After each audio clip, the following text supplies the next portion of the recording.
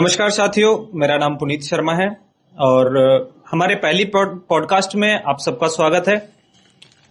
आज हमारा जो विषय है वो यूजीसी के नए एक्ट को लेकर है। हमारे साथ गेस्ट के तौर पर मेरे सीधे हाथ पर बैठे हैं एडवोकेट मदन पाल गौतम। वह SC/ST समाज का प्रतिनिधित्व करते हैं और भीम वाहिनी के राष्ट्रीय अध्यक्ष हैं। उनके बराबर में बैठे हैं हितेश गर्ग, वैश्य समाज का प्रतिनिधित्व करते हैं। और आज हम बात करेंगे यूजीसी एक्ट को लेकर और दोनों अपने गेस्ट से जानेंगे कि उनकी क्या प्रतिक्रिया है, क्या सरकार के पीछे इसकी मंशा है और यदि यह एक्ट को धरातल पर उतारा जाता है तो उसके क्या दुष्परिणाम होंगे। तो सबसे पहले मैं आप दोनों का अपने शो में बहुत स्वागत करता हूं। Thank you.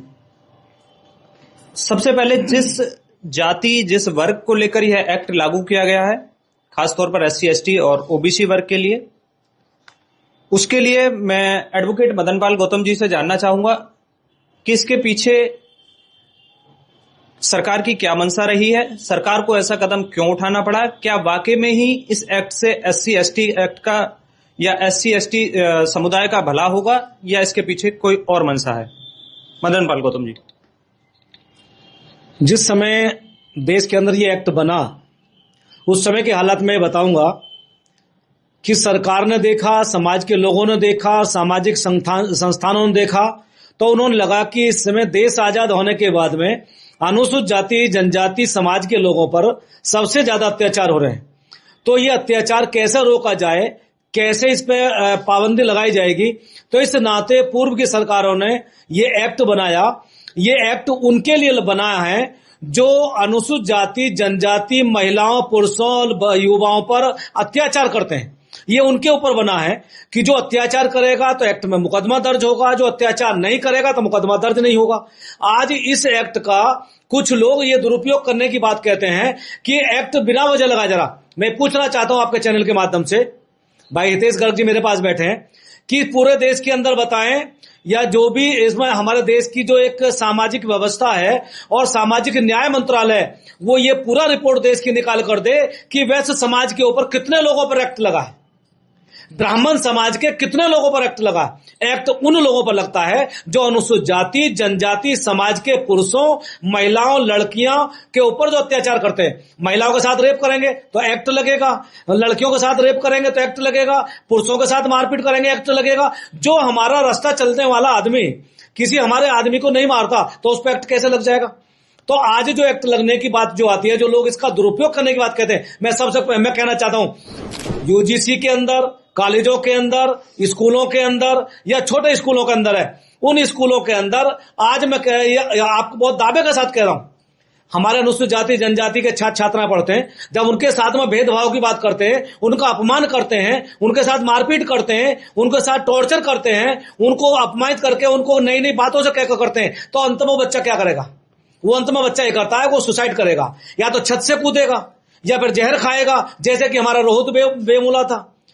कितने ऐसे बच्चे हैं जो युवा हैं और अच्छे इतने पढ़े लिखे अच्छे उसमें जाते हैं और जो एक देश के अंदर एक नई बात भी लेकर आएंगे, उन बच्चों को तो उसका शिकार होना पड़ रहा है।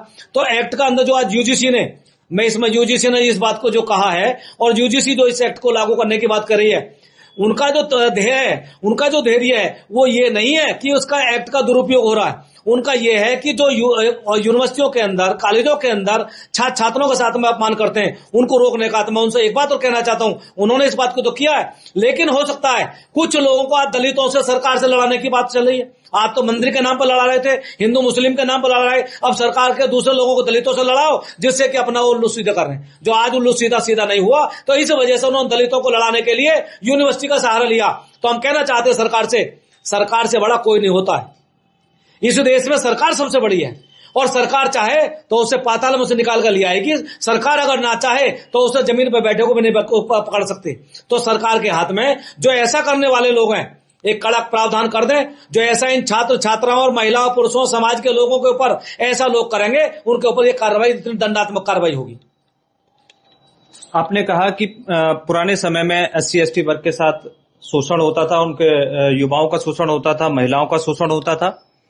हम आपसे सहमत हैं और हम आपसे ये भी जानना चाहते हैं कि वर्तमान में जो सरकार की मंशा है कि क्या वो वाकई में ही SC/ST एक्ट वर्ग के लोगों का भला करने के लिए है या फिर सरकार की इसके पीछे मंशा कोई और है, क्योंकि किसी भी पक्ष को सुनवाई का भी अवसर न देना संभवतः यह न्याय नहीं हो सकता, चाहे वो SC/ST वर्ग का विद्यार्थी है, चाहे वो जनरल वर्ग का विद्यार्थी है या वो OBC वर्ग का विद्यार्थी है। तो इसमें सरकार की मंशा के पीछे अपनी राय जरूर दें मदन पाल जी। जो स्कूलों के अंदर इस बात की आपने ये चर्चा करने के लिए यहां बुलाया है, पहले नंबर तो UGC को सभी पूरे देश के अंदर एक सर्कुलर ये जारी करना चाहिए कि जितने उस स्कूल के अंदर, उस यूनिवर्सिटी के अंदर बच्चे पढ़ते हैं, उन सबकी एक मीटिंग बुला करके, पूरे स्टाफ की मीटिंग बुला करके उनके साथ में किया जाए, ये भी हमारे हैं, ये भी हमारे हैं, तो ये दलित भाई हैं, तो ये क्या हमारे देश के नहीं है?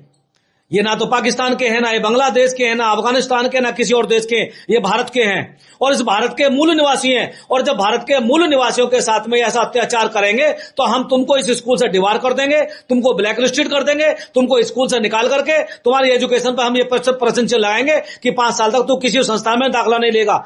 तो ऐसा उन्होंने ना करके सीधा ये कह दिया, तो उसमें उनको ये कहना चाहिए था, पहले उसकी मीटिंग लेते, अगर स्कूलों में ये बात नहीं होती तब उसके बाद में ये कहते कि हम ऐसा कार्रवाई करेंगे। तो मैं कहना चाहूंगा आज इस पूरे देश के अंदर, पुनीत भाई आपके चैनल के माध्यम से मैं कहना चाहूंगा, इस पूरे देश के अंदर एक भी मुझे ऐसा बात बता दें कि कहीं किसी स्कूल कॉलेज के अंदर अनुसूचित जाति के गरीब बच्चे ने किसी सवर्ण समाज के व्यक्ति के बच्चे के साथ में कहीं उस पर अत्याचार किया हो। आज ये जो पॉलिसी है, मैं एक और कहना चाह रहा हूं इस बात को, आज ये पॉलिसी जो बनाई जा रही है, हम लोगों को जो बाबा साहब डॉक्टर अंबेडकर ने संविधान बना के दिया और संविधान में जो व्यवस्था दी गई, उस व्यवस्था का जो आज पढ़ लिख करके हम लोग ऊपर पहुंच रहे हैं, हमारे समाज के लोग ऊपर पहुंच रहे हैं, उस रास्ते को रोकने के लिए आज UGC से जो हमारे बच्चे ना पढ़े, स्कूलों में बच्चे ना पढ़े, इस वजह से इसका छात्रों से लड़ा दे, समाज को समाज पर लड़ा दे, इसलिए उन्होंने ये काम जो किया है, मैं समझता हूं कि हमको बांटने के लिए काम किया गया। इसके पीछे सरकार की क्या मंशा है, सवर्णों का क्या रुख है, वैश्य समाज का, ब्राह्मण समाज का और ठाकुर समाज का क्या रुख है, इसके लिए मैं वैश्य समाज से हमारे साथ मौजूद हैं हितेश गर्ग जी, मैं उनसे जानना चाहता हूं। वह भाजपा से जुड़े कार्यकर्ता भी हैं और मैं उनसे जानना भी चाहता हूं कि इससे सवर्ण समाज का क्या अहित होने वाला है, वैश्य समाज पर इसका क्या प्रभाव पड़ेगा और सरकार को ऐसा कदम क्यों उठाना पड़ा कि विद्यार्थी जीवन में ही विद्यार्थियों को आपस में जातिगत आधार पर बांटने के लिए ये कदम उठाना पड़ा। हितेश गर्ग जी। धन्यवाद पुनीत जी। आज जब मोदी जी के कुशल नेतृत्व में देश विश्व की चौथी अर्थव्यवस्था बन चुका है और तीसरी अर्थव्यवस्था बनने की ओर अग्रसर है, ऐसे समय में आज जब हम देख रहे हैं कि इंटरकास्ट मैरिज बहुत आम बात हो चुकी है, आज जब हम देख रहे हैं कि छात्रों के बीच में ही नहीं, चाहे व्यापारिक जीवन में देखें, सामाजिक जीवन में देखें, जातिगत भेदभाव दिन प्रतिदिन कम होता जा रहा है और खत्म होने की तरफ है। ऐसे में UGC यूनिवर्सिटी ग्रांट कमीशन के माध्यम से 13 जनवरी को जो यह नया आदेश लागू किया गया, यह मेरी नजर में बहुत ही दुर्भाग्यपूर्ण है। इसमें दुर्भाग्यपूर्ण सबसे बड़ा जो मैं मानता हूं, जो समाज से लोगों से बातचीत की है, वो लोग मानते हैं कि इसमें स्वर्ण समाज के बच्चों को अपील करने का भी अधिकार नहीं है। अपील से मेरा तात्पर्य है कि उनके खिलाफ प्रथम दृष्टया ऑनलाइन या ऑफलाइन शिकायत दर्ज होते ही जांच बैठा दी जाएगी। उस जांच कमेटी में भी कोई भी एक स्वर्ण समाज से व्यक्ति नहीं होगा, वह सब OBC, SC, ST समाज से लोग होंगे। और इस प्रकार की शिकायत से हम देखते हैं छात्र जीवन में जो बच्चे होते हैं बहुत ही सेंसिटिव होते हैं। छोटी सी कोई रैगिंग हो गई या किसी टीचर्स ने कुछ सख्ती के साथ भी कह दिया, छात्रों में आपस में कुछ मनमुटाव या झगड़ा बन गया, उससे भी बच्चे कई बार डिप्रेशन में चले जाते हैं। इस कानून की वजह से इसमें जो क्लॉज है कि अगर शिकायतकर्ता की शिकायत झूठी पाई जाती है तो उसके खिलाफ कोई भी किसी भी प्रकार का ना जुर्माना है ना दंडात्मक कार्रवाई है, सिर्फ और सिर्फ उत्पीड़न होगा। तो जिस छात्र के खिलाफ शिकायत हो रही है, जो कि स्वर्ण समाज से आता है, स्वर्ण जातियों से आता है, उसके खिलाफ ही वो शिकायत का परिणाम भुगतना पड़ेगा उसे। तो मेरा इसमें और समाज का भी यही मानना है कि इससे स्वर्ण जाति के जो लोग हैं उनके छात्रों का बहुत शोषण होगा, उत्पीड़न होगा। अब जैसा कि भाई साहब ने कहा पीछे में, मदन पाल भाई साहब ने रोहित वेमुला के घटना का जो उदाहरण दिया, मैं बिल्कुल मानता हूं वह जो हुआ वह बहुत ही दुर्भाग्यपूर्ण था, उसकी मैं घोर निंदा भी करता हूं। लेकिन साथ ही सुप्रीम कोर्ट ने रोहित वेमुला के हत्या के उस सापेक्ष में जो आदेश दिए, उसमें उन्होंने SC/ST वर्ग के लिए नियम बनाने की बात कही थी। उसमें कहीं भी OBC वर्ग का कोई भी जिक्र नहीं था, एक बात। नंबर 2, उसमें माननीय सुप्रीम कोर्ट के आदेश में शिकायतकर्ता की शिकायत अगर झूठी पाई जाती है तो जुर्माने का भी प्रावधान था। नंबर 3, माननीय सुप्रीम कोर्ट के आदेश में अगर किसी भी उसमें सजा का प्रावधान नहीं था। लेकिन यह जो जांच समिति बैठी, जिस समिति की अध्यक्षता दिग्विजय सिंह कर रहे थे, जिस समिति में भाजपा के सांसद माननीय संबित पात्रा जी थे, रविशंकर प्रसाद जी थे, ब्रजमोहन अग्रवाल जी थे, उस समिति में बासरी स्वराज थी, डॉक्टर हेमेंग जोशी थे, दर्शन सिंह चौधरी जी थे, कर्ण भूषण सिंह जैसे बड़े बड़े सांसद बैठे थे। उन्होंने सुप्रीम कोर्ट की गाइडलाइन का सहारा लेते हुए अनावश्यक रूप से इसमें OBC समाज के छात्रों को जोड़ा, इसमें सजा का प्रावधान किया, इसमें कमेटी के अंदर कोई स्वर्ण जाति का व्यक्ति नहीं होगा, इस प्रकार के जो प्रावधान किए, जो संशोधन किए, उससे उनकी मंशा पे और उस मंशा के साथ में इसके जो दुष्परिणाम सामने आएंगे उन सब पर भारी सवाल उठ रहा है। और स्वर्ण समाज इस समय बहुत भारी, हम कहें, आशंकाओं से ग्रसित है कि आज कोई भी, अगर हम राजनीतिक तौर पे देखें, हम कांग्रेस की बात करें, कांग्रेस के राष्ट्रीय जो बड़े नेता हैं राहुल गांधी जी, वह भी सरेआम मीडिया कर्मियों तक पे आरोप लगाते हैं कि अगर तुम स्वर्ण जाति की हो तो तुम अछूत की तरह वह व्यवहार करते हैं। कांग्रेस की, उसकी समाजवादी पार्टी की बात करें तो वह सिर्फ पिछड़ा दलित और अल्पसंख्यक की बात करती है। बसपा की बात करें तो वह भी सवर्णों की बात नहीं करती है। तो और कौन सी पार्टी है जो सवर्णों के हित की बात करती हो? अब जैसे कॉलेज कैंपस की बात होती है, पूरे देश में अगर जातिगत आंकड़े से अंदाजा निकाला जाए तो बेमुश्किल उस 30% के लगभग आंकड़ा सवर्णों का आता है, क्योंकि पिछले दिनों में जातिगत आंदोलन कर करके बहुत सारी जातियां जो सवर्णों में थी, जो पिछड़ों में नहीं थी, वो पिछड़े में चली गई। ऐसी अनेक जातियां हैं जो उत्तर प्रदेश के अंदर पिछड़े में आती हैं लेकिन केंद्र में जाके वो स्वर्ण हो जाती हैं। उसके बारे में कोई भी ठीक प्रकार से इस नियम के अंदर, इस आदेश के अंदर उसका जिक्र नहीं है। हितेश जी, मैं आपसे जानना चाहूंगा, क्योंकि आप इस एक्ट को लेकर काफी सक्रिय भी हैं, काफी आपने इसके लिए शायद पढ़ा भी है, तभी आपने सोशल मीडिया पर नोटा के प्रयोग के लिए बात कही है और वैश्य समाज के लोगों की ओर से लगातार इसको लेकर आपके पोस्ट पर कमेंट भी किए जा रहे हैं, खुद भी वह लोग पोस्ट कर रहे हैं सोशल मीडिया पे।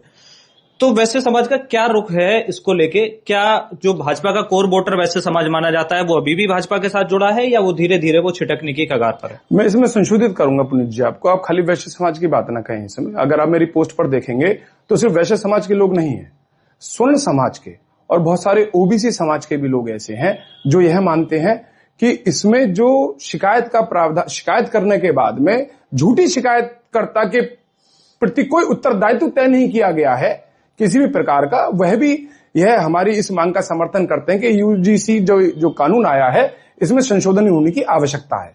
और रही बात, जैसा आपने कहा, समाज इस समय बहुत ज्यादा उद्वेलित है और चिंता के विषय में आज समाज किसी निर्णय पर नहीं पहुंच रहा, क्योंकि भारतीय जनता पार्टी, नरेंद्र मोदी जी, यह स्वर्ण समाज के द्वारा, स्वर्ण समाज ही नहीं, पूरे भारतवर्ष के दलित, पिछड़ा, अति पिछड़ा, महादलित सभी के द्वारा सरकार ये बनी हुई है। आज मोदी जी तीसरी बार देश का प्रतिनिधित्व कर रहे हैं, चौथी से तीसरी अर्थव्यवस्था बनने जा रहे हैं, तो सबकी उम्मीदें और आशाएं माननीय मोदी जी की तरफ ही हैं कि वे इसमें स्वर्ण समाज के छात्रों के भविष्य को लेकर जो स्वर्ण समाज की चिंता है उसके प्रति जरूर अपना उत्तरदायित्व निभाते हुए समाधान करेंगे। हमारी उनसे उम्मीदें हैं। साथियों, हम बता दें कि बुलंदशहर जिले में कुल 7 विधानसभा सीटें हैं। इन 7 विधानसभा सीटों पर भाजपा का कब्जा है। इन 7 में से 3 विधायक ऐसे हैं जो सवर्ण समाज से आते हैं। इसके अलावा यूपी में कुल 258 भाजपा के विधायक हैं, जिनमें से राजपूत 45 हैं, ब्राह्मण 42 हैं और अन्य सवर्ण 28 हैं, जबकि SC समाज से 59 और OBC समाज से 84 विधायक आते हैं।